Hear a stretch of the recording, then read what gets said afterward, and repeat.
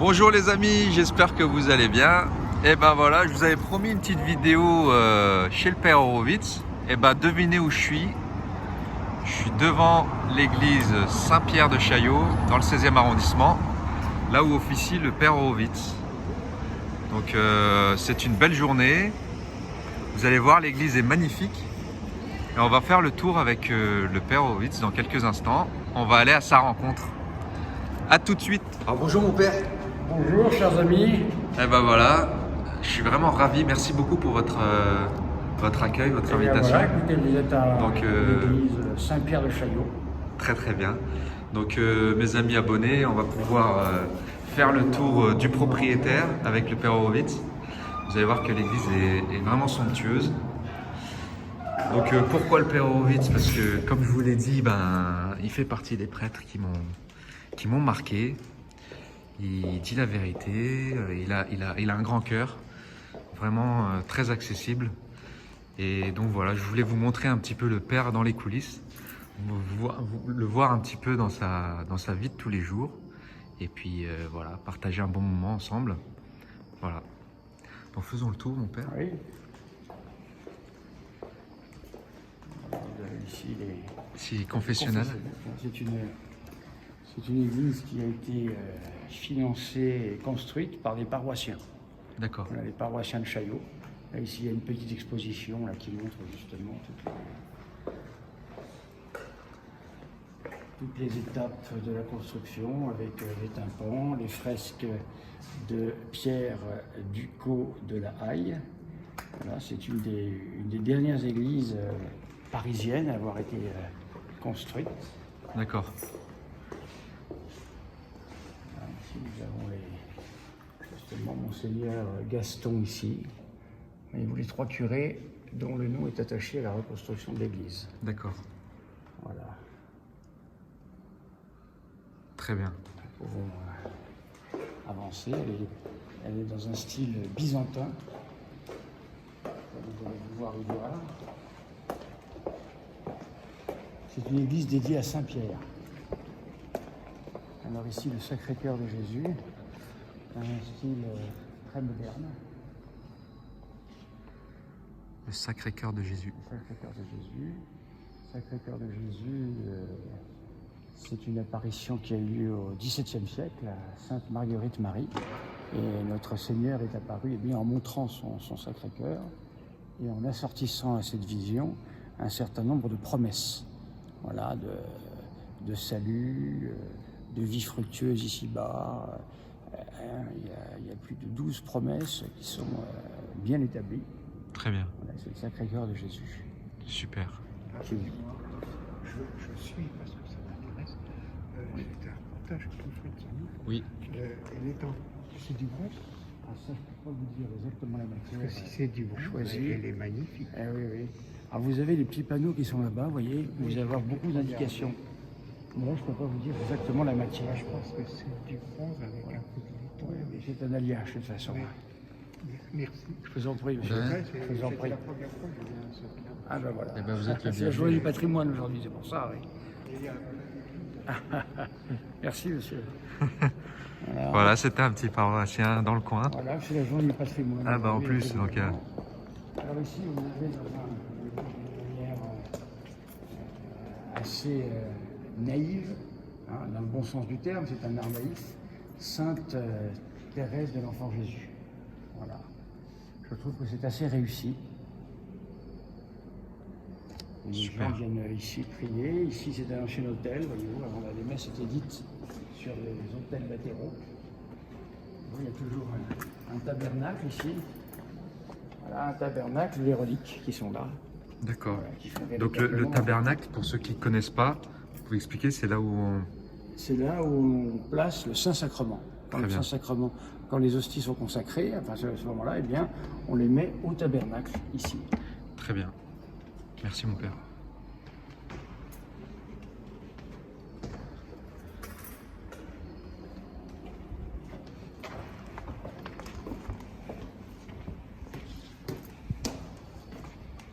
Alors ici, les grilles qui vont dans le cœur, là où la messe est célébrée.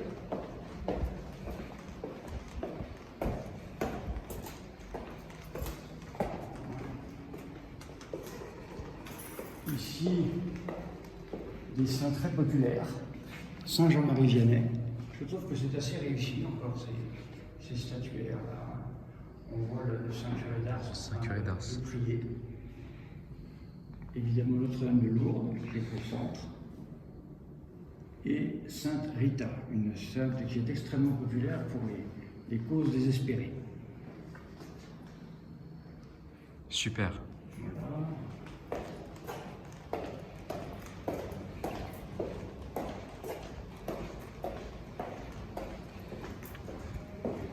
Ici, nous continuons à tourner autour du cœur.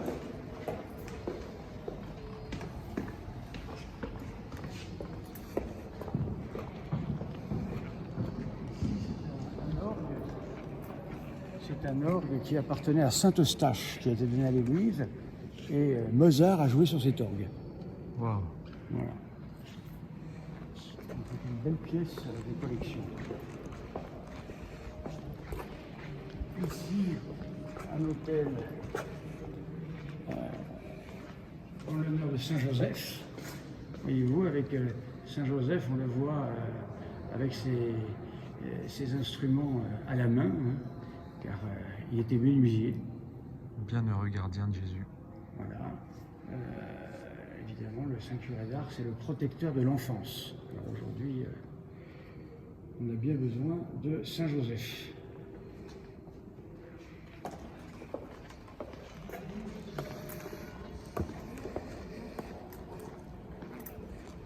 La Sainte Vierge Marie, avec son étoile sur le front, qui indique sa virginité perpétuelle. Voilà, toujours pareil, un hôtel un peu de genre byzantin. C'est un style, hein, un style qui est quand même assez beau, assez brillant. Super.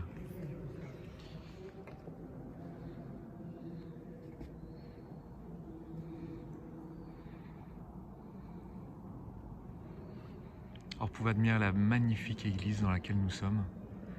C'est à couper le souffle.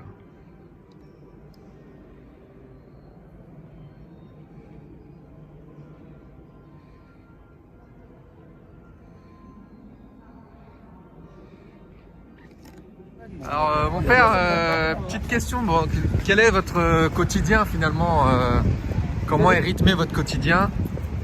La journée typique?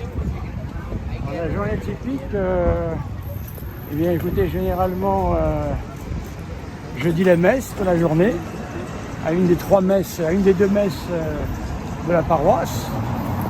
Ensuite, je suis aumônier de maison de retraite.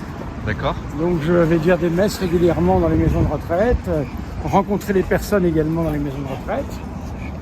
Je suis également aumônier d'une clinique qui s'appelle la clinique Bizet. D'accord. C'est par là-bas. Et là, je suis appelé pour donner les derniers sacrements, accompagner les familles. Voilà. Ensuite, j'ai beaucoup de rencontres avec des gens, des confessions, des rencontres de préparation pour le catéchisme pour adultes, par exemple. Voilà, beaucoup de rencontres comme ça. Très bien. Dans la journée également, comme vous voyez que j'ai mon chien qui est ici, un chien de chasse. Ludo, là qu'on voit en Voilà, live, là nous on a l'habitude de le voir dans vos vidéos. Un chien de chasse. Alors voici, Donc, voilà, Ludo en live. le matin, je pars avec des paroissiens qui ont d'autres chiens également.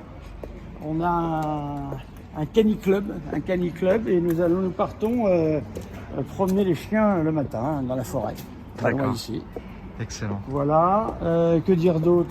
Ben voilà, c'est beaucoup de rencontres en fait, hein, de gens tout au long de la journée, beaucoup d'enseignements, et puis la vie d'un vicaire de paroisse, donc qui aide le curé sur place, les enterrements, les baptêmes. Samedi dernier, j'ai fait un baptême, les mariages.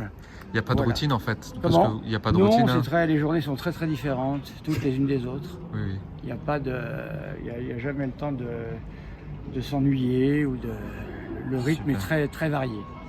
D'accord. Bah écoutez, on va continuer pour aller voir votre bibliothèque magique. On Oui. est vraiment curieux d'aller voir ça. On va aller voir la petite Et puis de discuter un peu ensemble. On va aller voir la petite bibliothèque. Alors nous voilà dans le bureau du Père Horowitz, en dans l'endroit où il fait ses vidéos. Alors ça me fait bizarre d'être là et à la fois ça me fait énormément plaisir. Donc on va faire une vidéo de témoignage. Avant de commencer, faisons un salut, un Je vous salue Marie, peut-être. Oui. Au nom du Père, du Fils et du Saint-Esprit. Je vous salue Marie, pleine de grâce, le Seigneur est avec vous. Vous êtes bénie entre toutes les femmes, et Jésus, le fruit de vos entrailles, est béni. Sainte Marie, Mère de Dieu, priez pour nous pauvres pécheurs, maintenant et à l'heure de notre mort. Ainsi soit-il. Alors merci mon Père. Donc voilà, j'aimerais à travers cette vidéo, d'ailleurs je le dis à tous mes auditeurs, que je les invite vivement à s'inscrire à votre chaîne. Pourquoi je dis ça? Car j'estime que vous faites partie des prêtres qui enseignaient la vraie doctrine catholique. Et donc il faut absolument vous donner le maximum de visibilité possible. Alors vos abonnements sont vraiment importants. Je mets le lien de la chaîne du Père Horowitz sur la description de cette vidéo. Et cette vidéo de toute façon sera également partagée sur la chaîne du Père Horowitz. Voilà. Donc mon Père, Oui. cette vidéo va servir aussi de témoignage. Votre témoignage nous intéresse, le témoignage de votre conversion notamment. Si vous pouvez nous en dire quelques mots du cheminement qui vous a emmené à devenir prêtre. Parce que, à ce que je sache, vous étiez juif. J'étais dans un milieu juif, effectivement. J'étais dans un milieu israélite ashkénaze, une famille ashkénaze. J'ai commencé moi-même très tôt à travailler. Et ayant une situation financière assez confortable, j'ai commencé à me poser de grandes questions sur le sens de la vie, car je n'étais pas satisfait par ce qu'était ma vie. Alors j'ai commencé à chercher du côté de la philosophie, voilà.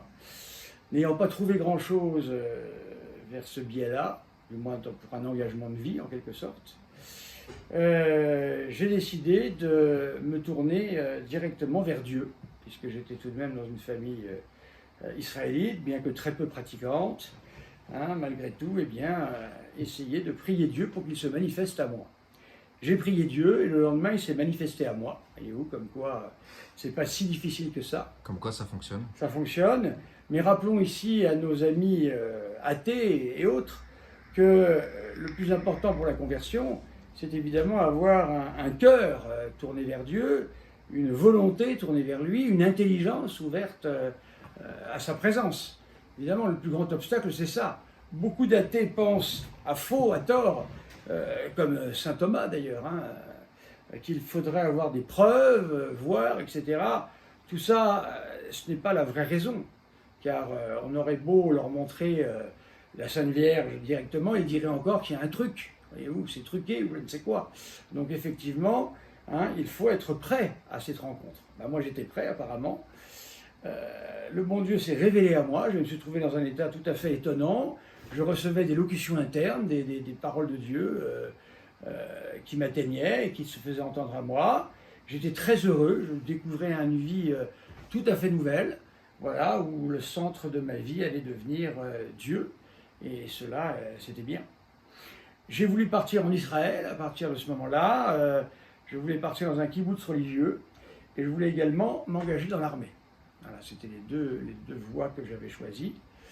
J'ai été suivi par un rabbin, pas très loin de chez moi, à Neuilly, et j'ai commencé à m'intéresser profondément au judaïsme. Voilà. Le retour en Israël a été perturbé par la fin de l'Union soviétique et des juifs russes qui voulaient rentrer en priorité. Ce qui s'est passé, ce qui est normal. Pour moi, l'attente a été un peu longue et j'ai entendu une locution interne en moi qui m'appelait à devenir prêtre. Le seul prêtre que je connaissais, c'était celui-là. Voilà, on a une belle image là. Attendez, je vais zoomer un petit peu là-dessus. Don Camillo. Voilà. J'étais un très grand fan de Don Camillo. C'est le seul prêtre que je connaissais. Voilà. Alors évidemment, c'est un peu mince, Don Camillo, pour devenir prêtre soi-même. Alors, j'ai pris les pages jaunes de l'annuaire, je n'avais pas d'autre solution, j'ai tapé Église catholique, et je me suis rendu dans ma paroisse, à Mantes-la-Jolie, où j'ai été voir, j'ai rencontré le premier prêtre en chair et en os, qui fut le père Ribado Dumas. Voilà. Alors, c'est un prêtre très humain, très, très sympathique, et il a pensé que j'étais un catholique fervent, et que je cherchais simplement à répondre à un appel du bon Dieu, mais que j'étais baptisé, confirmé et tout ça. Mais j'étais rien de tout ça, moi. Je voulais simplement rentrer au séminaire. Je ne savais même pas ce que c'était que le séminaire, je voulais devenir prêtre. Lui m'a envoyé au service des vocations, qui était à l'époque réservé à un prêtre qui aujourd'hui est évêque d'Ars, du diocèse d'Ars. Voilà, le père Pascal Roland qui m'a reçu. Et quelle ne fut pas sa surprise lorsqu'il a découvert que, eh bien, je n'étais pas baptisé. Alors je lui ai demandé, je lui ai dit, baptisez-moi maintenant, et comme ça je peux devenir prêtre. Voilà, voilà, et vous imaginez que, évidemment, cela était loin d'être aussi facile.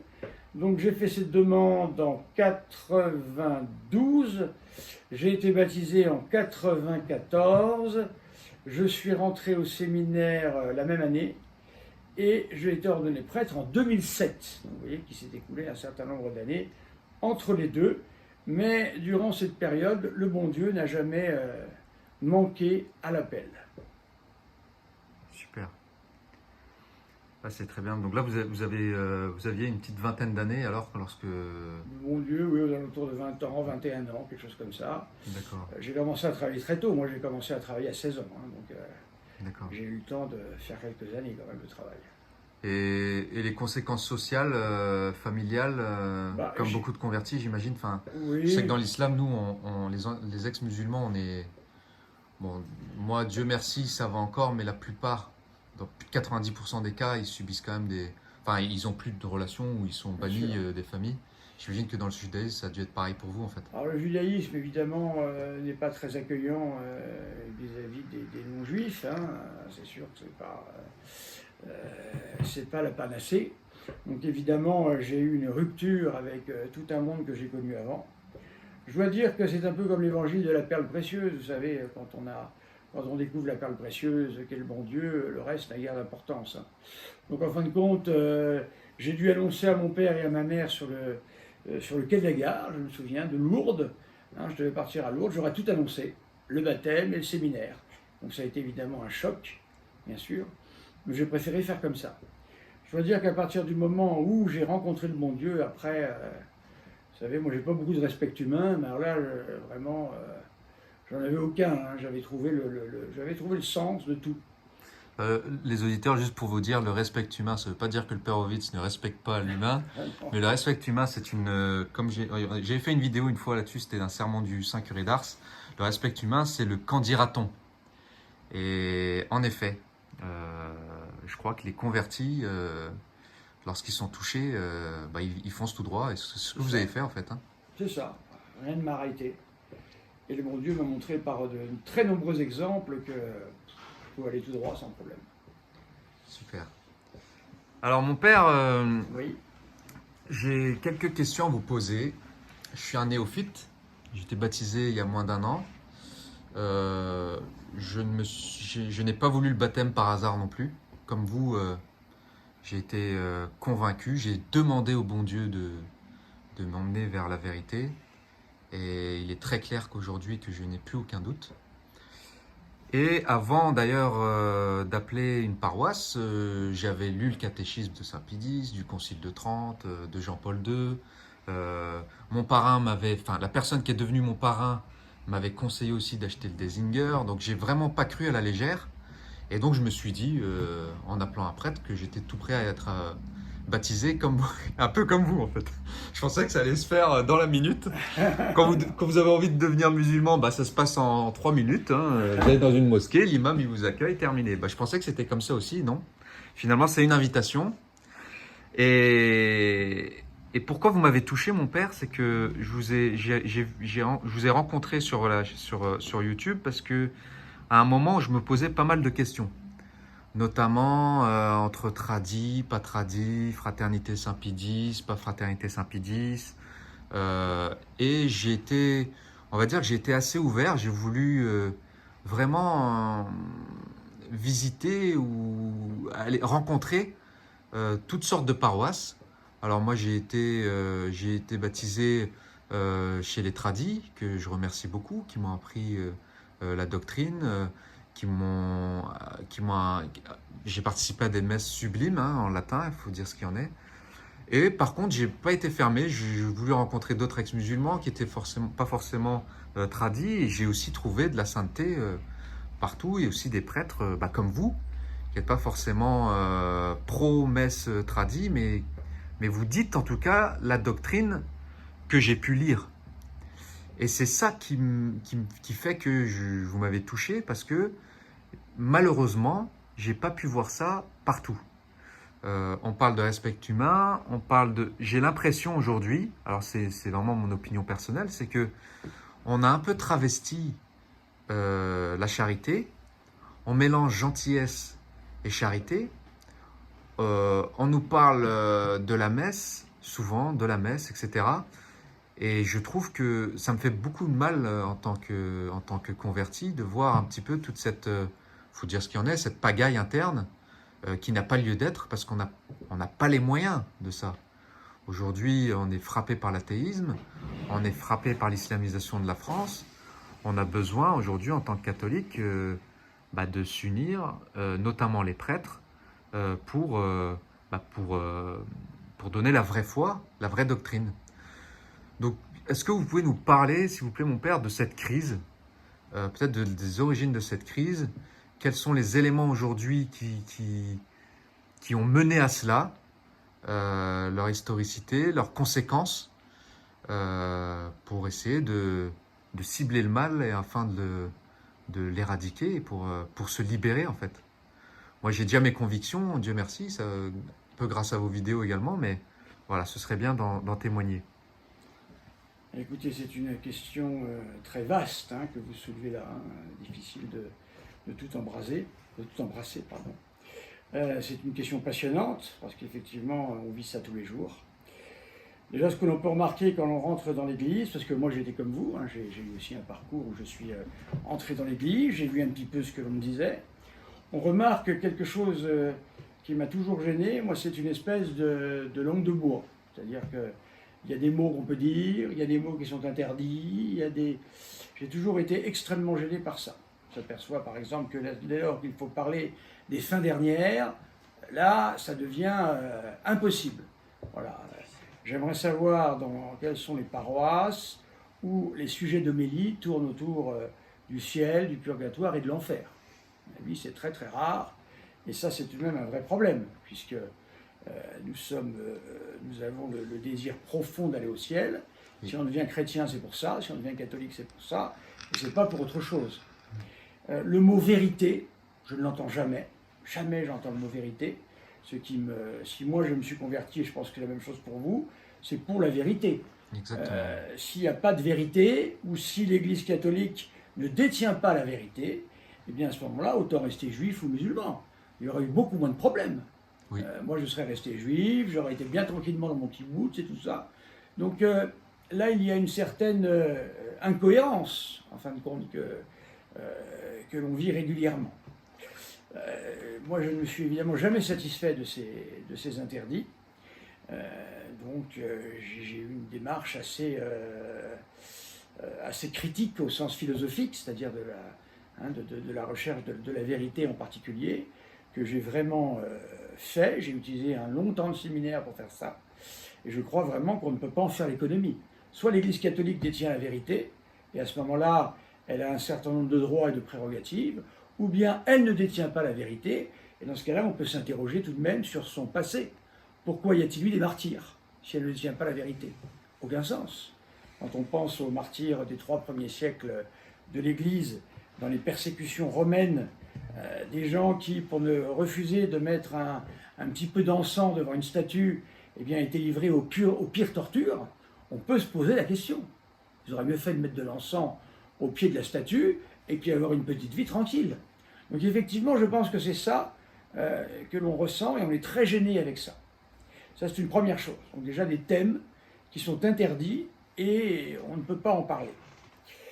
Ensuite, évidemment, il y a d'autres points. Par exemple, cette question de la charité. Alors dès lors que vous voulez dire des vérités, là aussi, il y aurait une atteinte à la charité qui ne permettrait pas de dire ceci, de dire cela. Là aussi, c'est du sophisme, on se trompe de mots. Hein. La charité catholique, ce n'est pas une, ce n'est pas une guimauve à la sauce Télétobies ou je ne sais quoi, qui est là pour faire des bisous. Voilà, j'ai pris la dernière fois la religion de Carlos. Vous savez, Carlos avait une chanson qui était Big Bisou. Big bisou. Voilà, Big Bisou. Alors j'ai l'impression parfois en voyant certains prêtres et autres que c'est le Big Bisou. Voilà, donc et hop, embrassez-vous, tout va bien, dansons, etc. Écoutez, quand je lis le catéchisme, ce n'est pas ce que je vois. Je vois que nous vivons tout de même sous le régime du péché originel, nous vivons tout de même sous le régime du mal et pas du bien. L'amour est plutôt trahi et mal reçu. Donc voyez-vous, on est en décalage avec ces gens qui passent leur temps à faire le big bisou et la réalité du monde qui n'est absolument pas comme ça. Alors dans l'Église, évidemment, on a transformé d'une certaine manière l'Église, qu'est-ce que l'on pourrait dire, en une espèce de camp de concentration. Des fois, ça fait penser à ça, dans lesquels, eh bien, on est obligé de dire un certain nombre de choses, d'autres choses sont interdites, voilà. Et ça, c'est choquant, c'est vraiment quelque chose qui nous choque. Hein. La vérité doit être au cœur de l'Église catholique, ça doit être par rapport à ce mot que l'on doit se positionner, et pas par rapport à autre chose. Alors, je pense que la crise de l'Église, si on voulait bien la déterminer, on peut la commencer avec le pape Léon XIII et ce que l'on a appelé le ralliement à la République. Voilà, je renvoie au livre du professeur Robert Mattei, sur cette question qui est très intéressante. Également le livre sur le triple ralliement. Il y a eu ensuite, eh bien, l'Église et le sillon. Alors je tiens bien à dire le sillon, S-I-2-L-O-N, et non pas les sionistes. Hein, sionistes, non. C'est le sillon. Et c'est pas silicionniste, c'est le sillon. Voilà, je tiens à le préciser parce que là, il pourrait y avoir des malentendus. Voilà. Alors, le sillon a été un mouvement politique de démocrates chrétiens qui sont engagés dans l'Église et qui ont voulu remettre en cause la doctrine catholique, ont voulu engager également le processus républicain, en quelque sorte, dans l'Église, voilà, à la suite de Léon XIII. Et ça a donné eh bien, un second ralliement avec un ralliement au sillon, en quelque sorte. Et ensuite, eh bien, le point d'aboutissement a été le Concile Vatican II, où, évidemment, là, nous sommes arrivés à un point de rupture, en quelque sorte. Alors, évidemment, il y a un mouvement dans l'Église à l'heure actuelle, le traditionnalisme, appelons-le comme ça. Pour le dire tout de même, j'ai dit la messe, moi, dite de la forme extraordinaire, pendant plus de 13 ans, 12-13 ans, voilà, donc je ne suis pas un anti-messe traditionnelle, pas du tout. Mais on s'est retrouvé avec un traditionnalisme qui a mis le point central sur la messe, qui ne pense qu'à la messe, qui ne vit que pour la messe dite de toujours, j'ai fait des vidéos là-dessus auxquelles je vous renvoie. La messe de toujours, il faudrait la définir. Parce que la messe de toujours, qu'est-ce que c'est? Pour quelqu'un de la Fraternité Saint-Pédis, la messe de toujours, c'est la messe de Saint-Pie V, dite par un prêtre de la Fraternité Saint-Pédis. Sinon, ce n'est pas la messe de toujours, voyez-vous. Alors donc, nous sommes dans une situation assez dramatique, avec cette messe de toujours et la morale de jamais, parce que c'est bien ce qu'il faut se dire. On ne parle que de la messe, la morale, on n'en parle pas. Les œuvres, on n'en parle pas, et on est totalement focalisé là-dessus. Je reprendrai une célèbre parole d'un prêtre de la Fraternité Saint-Pédis, qui est le curé, je crois, à l'heure actuelle de Saint-Nicolas-du-Chardonnay, qui disait « Quand j'ai dit ma messe, j'ai fait 90% de mon ministère ». Voilà, écoutez, donc, si ce prêtre pense qu'il a fini sa journée après sa messe, ça pose quand même quelques questions, voyez-vous. Voilà, en quelques mots, voyez-vous, la pagaille dans laquelle nous sommes, je pense que c'est ce que vous semblez décrire. Très bien. Oui, en effet, bon, moi, j'ai fait le tri là-dessus. J'invite vraiment les gens à ne pas se renfermer là-dedans, car c'est un piège. finalement c'est un piège en effet. La doctrine de toujours, comme vous dites, la foi de toujours, comme vous dites. Ça fait 2000 ans, hein, le catholicisme. Il n'y a pas eu une messe plantée dans le marbre et qui a été dite pendant 2000 ans de la même manière partout. Je pense à mes amis maronites. J'ai eu l'occasion d'aller me promener et de me faire des amis à Notre-Dame du Liban. Et ben, la messe est sublime. Eh oui. Et j'invite même mes amis musulmans, notamment arabophones, à aller faire un tour là-bas. Parce que d'une, vous aurez un accueil extraordinaire. Culturellement, vous risquez pas d'être dépaysé. Vous allez entendre Allah pendant la messe, hein, vous verrez, 600 ans avant. Hein. On disait Allah 600 ans avant l'islam. Eh oui. Et vous verrez que le rite est extraordinaire. Les chants, la louange, j'en ai eu des frissons, honnêtement. Donc oui, il n'y a pas de messe, il n'y a pas de messe éternelle qu'il y a eu. C'est la question que je pose à nos amis simpi-cinquistes, comme on dit. Hein. Qu'est-ce que vous faites des 26 églises orientales? Il y a 26 églises orientales qui sont en lien avec Rome. Qu'est-ce que vous faites de ces églises? Si vous dites que c'est la messe de toujours, vous insultez ces gens. Parce que certains disent la messe en araméen, il y a un iconostase qui me plaît bien plus que la messe Saint-Pie V, où on peut faire la consécration derrière l'iconostase, voyez-vous. Alors est-ce que ça, c'est pas la messe de toujours? Voyez-vous, c'est totalement impossible. Rappelons ici, pour ceux qui nous regardent, ce qu'ils ne savent pas, c'est que Jean Housset, qui avait fait un mouvement de réaction pour revenir dans un peu moins de folie au moment des années 70, Jean Housset, eh bien, justement, ne prenait ni la messe Saint-Pie V, ni la messe Paul VI, il faisait venir un prêtre arabophone et qui nous faisait une messe selon le mode oriental. Et il n'y avait pas d'histoire comme ça. Voilà où nous en sommes rendus. Exactement. Et moi, franchement, je me suis libéré de ça et je pense qu'une fois qu'on est libéré de ça, on peut avancer. Parce que c'est un vrai blocage qu'on a là. C'est un faux problème même. Mon avis personnel, c'est que la messe dépend du prêtre. Si le prêtre a une belle foi, une belle homélie, et vraiment fait une messe, voilà, dit la messe avec ferveur, qu'elle soit en français ou en latin, finalement, c'est pareil en fait. J'ai aussi participé à des messes dites en latin qui n'étaient pas forcément très porteuses. Mais tout dépend du prêtre. Donc, il faut choisir le prêtre en fonction plutôt de sa morale, de ses conseils, de la doctrine, de l'enseignement. Tout à fait. On est en droit d'exiger ça. Tout à fait. Il faut choisir son prêtre en fonction de ça et pas en fonction d'autre chose. Et c'est pour ça que, voilà, c'est un appel à la libération pour le bien de l'Église. Et n'hésitez pas en fait à poser ces questions-là aux pro-tradis.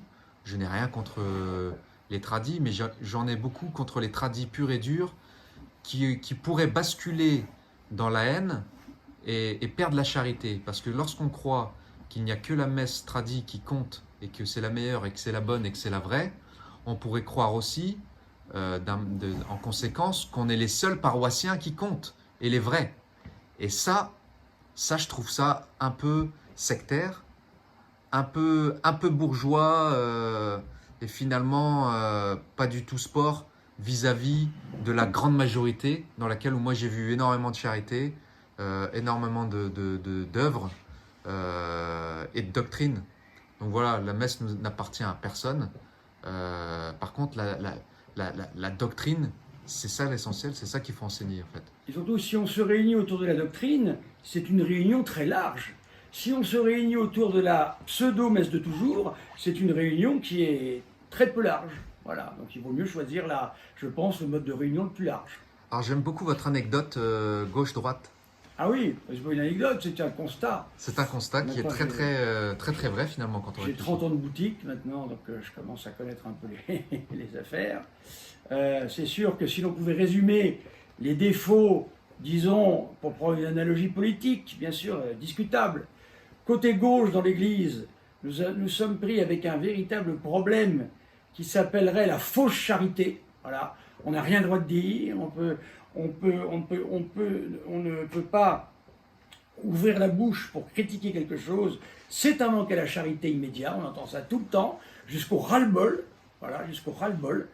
La fausse charité est sans arrêt en train d'utiliser le mot de l'amour, mais pas l'amour au sens de la charité, caritas, mais au sens de l'amour de la midinette, avec son chanteur préféré, voyez-vous. C'est à ce niveau-là que ça se situe. C'est pour ça que c'est un vrai problème tout de même, ça, il faudrait revoir tout ça. Et côté droite, eh bien là, le pauvre catholique qui bascule de gauche à droite se retrouve ensuite avec la messe de toujours. Voilà, le deuxième piège, c'est refermé. Voilà, vous vous rendez compte qu'on ne peut tout de même pas rester dans une ambivalence pareille. Voilà, je pense que vraiment des deux côtés, c'est ce que nous voyons. Exactement. Il faut se libérer de tout ça. Et ah puis, oui, c'est sûr. Et grâce à vos vidéos, mon père, parce qu'il y a beaucoup de prêtres qui pensent comme vous. Hein. Certainement. Il y a beaucoup de prêtres qui pensent comme vous. Le combat est digital. Tout à fait. J'invite à tous les prêtres qui nous entendent de faire comme vous. Tout à parce fait. que plus il y en aura... Un téléphone suffit. Voilà. Plus il y en aura et plus ça va se savoir. Et plus ça rassurera les gens aussi. Parce qu'il y en a vraiment marre de cette fausse charité qui décrédibilise complètement le catholicisme. Moi, je m'accroche à la doctrine, à la vie des saints, Voilà, tout à fait. et aux prêtres qui disent la vérité. C'est ça. Et la vérité n'est ni gentille ni méchante, elle est ce qu'elle est. Elle n'a pas besoin de bisous, elle n'a pas besoin de... Voilà. La religion Big Bisou, on n'en peut plus. C'est ça. Et donc, on en meurt. Donc il nous faut une religion virile, hein, qui dise ce qu'elle a à dire. Et il faut également une religion catholique qui accepte de s'ouvrir à ceux qui voudraient rentrer. Parce que je remarque que ceux qui voudraient rentrer dérangent. Bien sûr qu'ils dérangent. Parce qu'ils n'ont pas le langage du sérail, parce qu'ils ont une simplicité pour aller à Dieu qui ne plaît pas. Voilà. Et ça, c'est peut-être le péché le plus grave actuel. C'est-à-dire que nous ne voulons pas laisser rentrer un certain nombre de gens qui voudraient rentrer et que le bon Dieu souhaite voir dans son Église, bien sûr. en effet. Eh Très bien, important, ça. mon père, je pense qu'on pourra en dire encore beaucoup. Ah oui, bien sûr. On va s'arrêter là. On va pouvoir peut-être finir par une petite visite de votre bibliothèque. Oui. Voir un petit peu comment... qu'est-ce qui a nourri votre âme durant toutes ces années. Donc, chers abonnés, vous allez pouvoir voir, c'est assez impressionnant. On va regarder ça un peu de plus près. À tout de suite. Alors, on est devant la bibliothèque du Père Horowitz. Encore un catholique qui ne croit pas à la légère, hein, parce qu'avec tous les livres qu'il y a ici, il a fallu des heures. D'ailleurs, ça a dû mettre tout votre argent passer là-dedans. Tout mon argent est passé dans ma bibliothèque. Comme vous pouvez le voir, elle m'a coûté très cher. Alors, une petite musique pour dire ce que je ne veux plus dans l'église.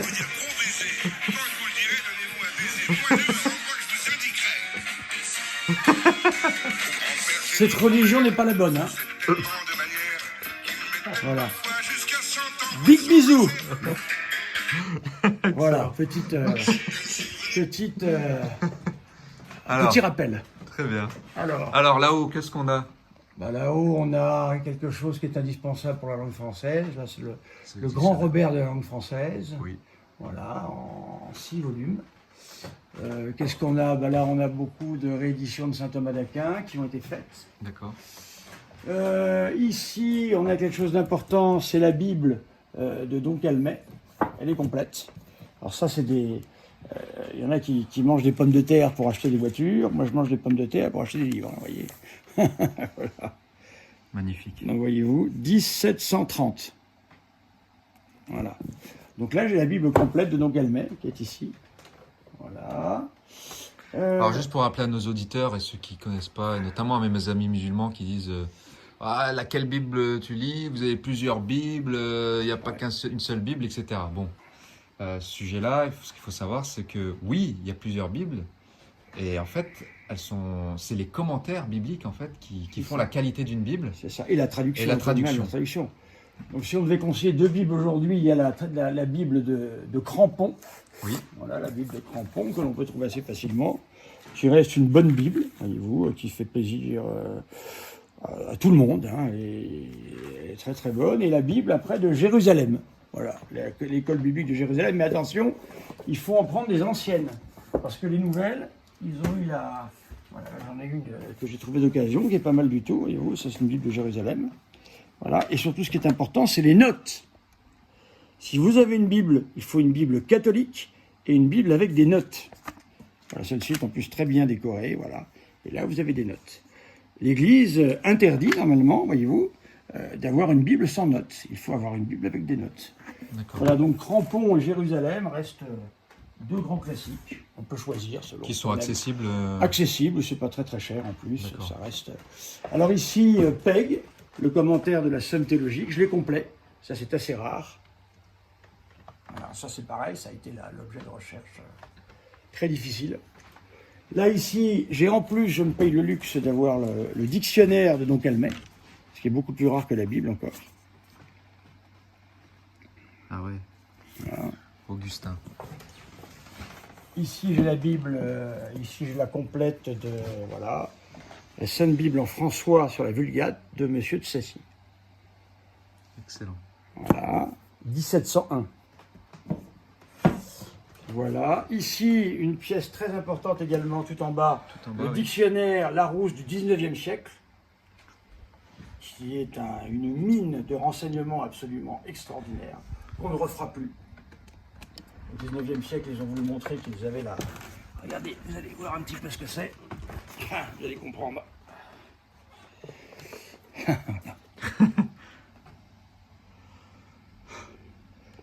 Ils ont dû se serrer tellement il y avait de choses à dire.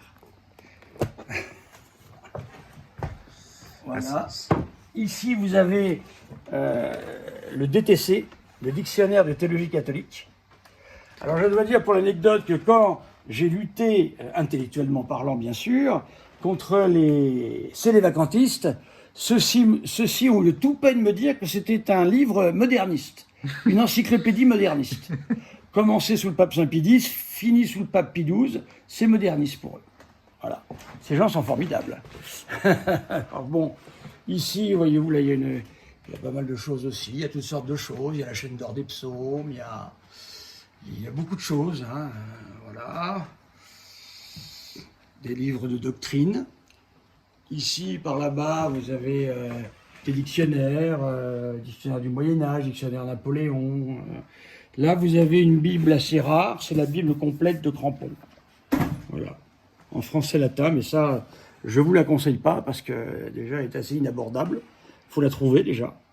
Voilà, dans une belle édition.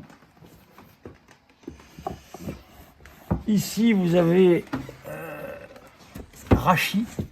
Voilà, je tiens à voir Rachi. Les commentaires de Rachi sur le Pentateuque. Voilà.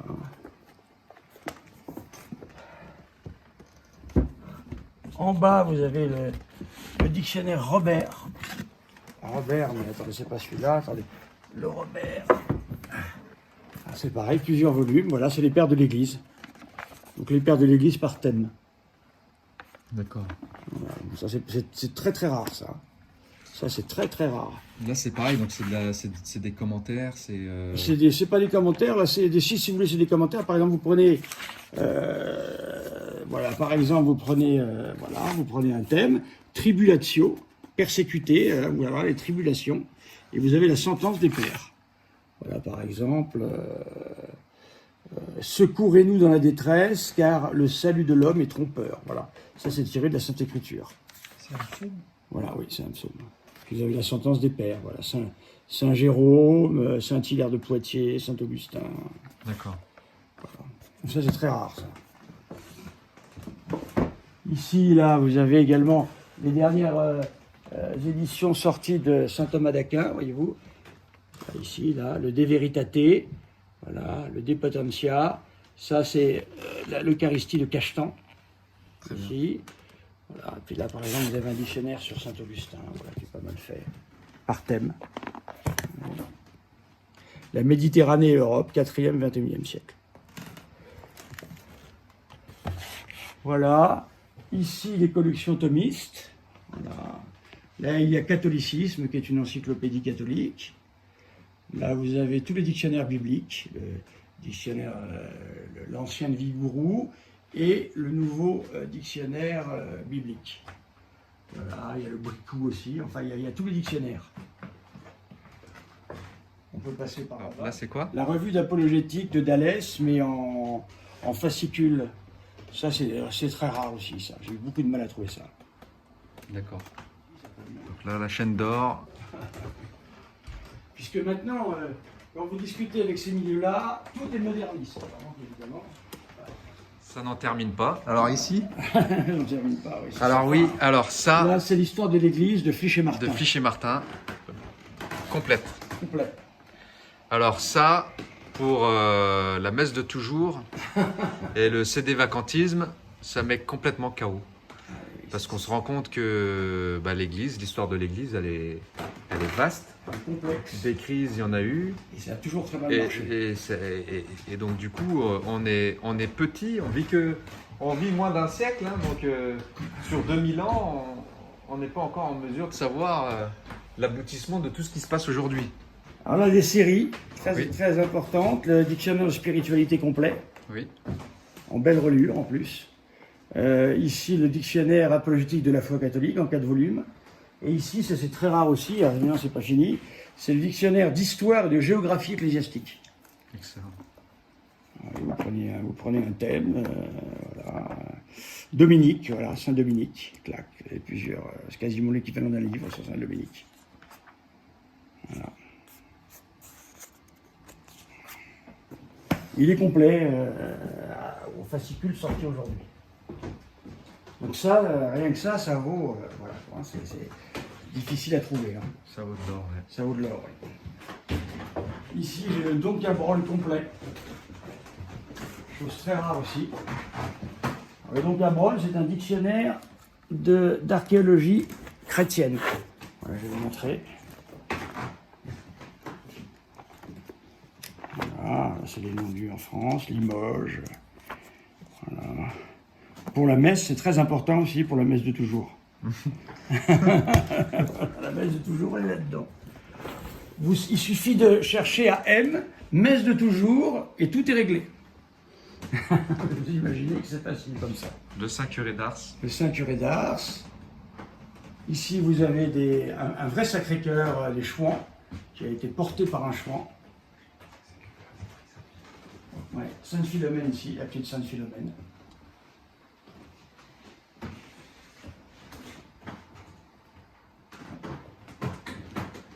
Voilà. Et ben voilà, ils sont ensemble.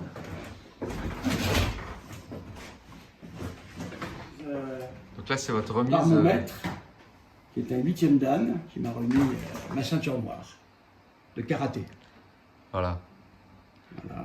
On a droit d'être catholique et viril. Hein. Et oui, regardez, alors ça c'est un saint. Surtout viril. C'est un saint qui était un samouraï, qui s'est converti au catholicisme. Et regardez, au lieu d'avoir le katana habituel, eh bien qu'est-ce qu'il a? Il a la croix du Christ. Ouais. Et oui. On a effectivement le droit d'être viril et catholique. Ah, surtout. Sinon, je vous chante Big Bisou. Voilà. Hein, Sainte Jeanne d'Arc est là.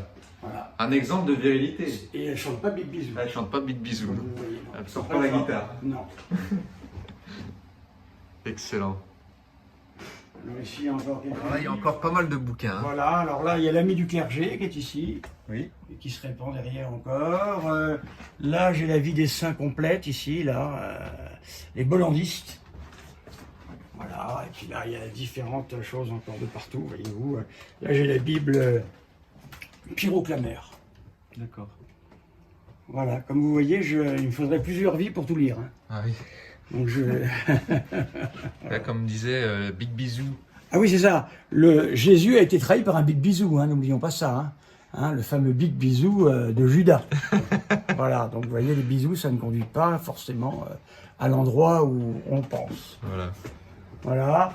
Là, ici, j'ai l'histoire littéraire du sentiment religieux complet de Brémond. Excellent.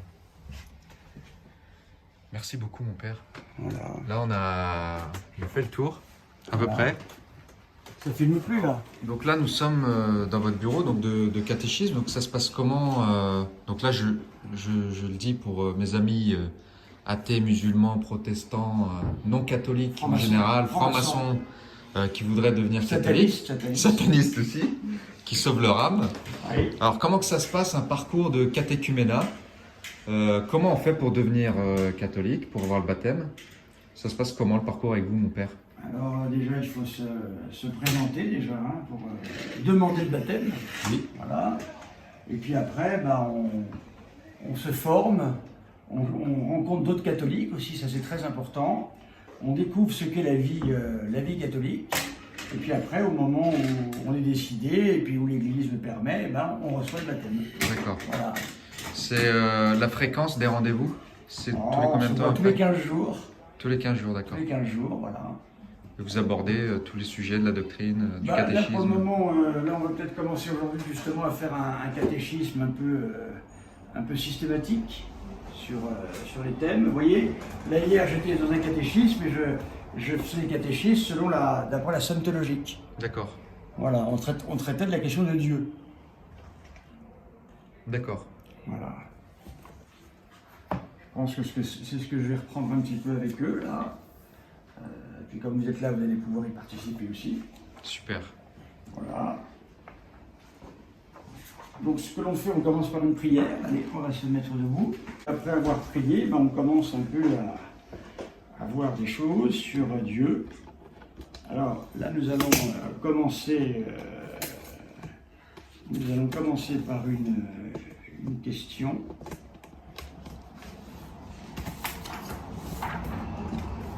Alors, est-ce que vous connaissez un petit peu saint Thomas d'Aquin? Est-ce que vous connaissez saint Thomas d'Aquin? Est-ce que vous avez quelque chose? Voilà. Alors, nous allons essayer. Voilà, c'est un docteur de l'Église, c'est le docteur commun de l'Église. Vous voyez? Voilà. Alors, ici, vous avez le numéro de la question. Donc, c'est la question numéro 7. La question numéro 7. Est-ce que nos amis connaissent ici un peu saint Thomas d'Aquin? Est-ce que vous l'avez étudié un peu? Un petit peu, oui. Oui, vous aussi? Oui. Voilà. J'ai Donc là, la somme contre les gentils, les 4 tomes. ah oui, ça c'est important, c'est la somme contre les gentils. C'est très bien. C'est de l'apologétique que faisait saint Thomas d'Aquin. Je consulte la somme théologique de temps en temps. Quand Ah. j'ai une question de théologie, souvent je consulte. Et bien voilà, ça c'est très bien. Hein. Si les catholiques ou futurs catholiques qui nous entendent pouvaient prendre cet exemple. Alors nous allons voir là si Dieu est infini. Alors ici il y a une objection, c'est-à-dire une objection qui pousse saint Thomas à dire non, Dieu n'est pas infini, parce que ici c'est une objection de philosophe. Que les philosophes croyaient que le monde, la création était infinie, l'univers était infini, mais sous la forme de parties multiples qui ne se finissaient jamais. Mais bien sûr, on le verra plus tard, Dieu n'est pas infini dans ce sens-là. Dieu n'est pas partitif, comme l'est un être ou un territoire, de manière infinie. Vous voyez ? Deuxième objection. Donc là, le problème est le même, c'est-à-dire qu'en fait, Dieu n'est pas infini, comme est infini un corps matériel, un corps étendu. C'est pour ça qu'il faut faire attention quand Dieu est infini. Nous, on a immédiatement l'image d'une route qui ne finit pas. C'est pas comme ça qu'il faut comprendre Dieu. Sinon, on tombe dans une erreur en voulant mettre des principes philosophiques d'infini sur Dieu. Or, Dieu n'est pas comme une route. Vous imaginez une route qui ne finit pas comme ça. C'est pas possible. Continuons. Donc en fait, c'est toujours un peu la même chose. Hein. Dieu n'étant pas matériel, on ne peut pas comprendre qu'il soit infini. Donc vous comprenez qu'ici, le philosophe, en fait, rapporte l'infini strictement au matériel. Ah non, Dieu. Alors mon père, merci pour la visite. Ah, merci à vous, écoutez. Hein. C'est voilà, j'invite tous les jeunes gens, les jeunes comme les vieux, à venir vous rendre visite, ceux qui habitent dans le coin. Ceux qui sont intéressés aussi par la foi catholique, en savoir plus, à venir vous voir. Tout à fait. Voilà, votre petit mot de la fin peut-être, mon père? Écoutez, vous pouvez facilement me joindre, hein. Vous avez mon mail, hein, olivier.horowitz@yahoo.fr. Je donne mon numéro de téléphone aussi, vous pouvez laisser un message si je ne réponds pas, 06 03 09 31 08. Super. Voilà, chers amis, écoutez, Voilà. à bientôt. Et Là, c'est l'heure de la messe. Donc là, on va y aller. Et que Dieu vous bénisse, Père, Fils et Saint-Esprit. Merci, mon père. À très bientôt. Au revoir.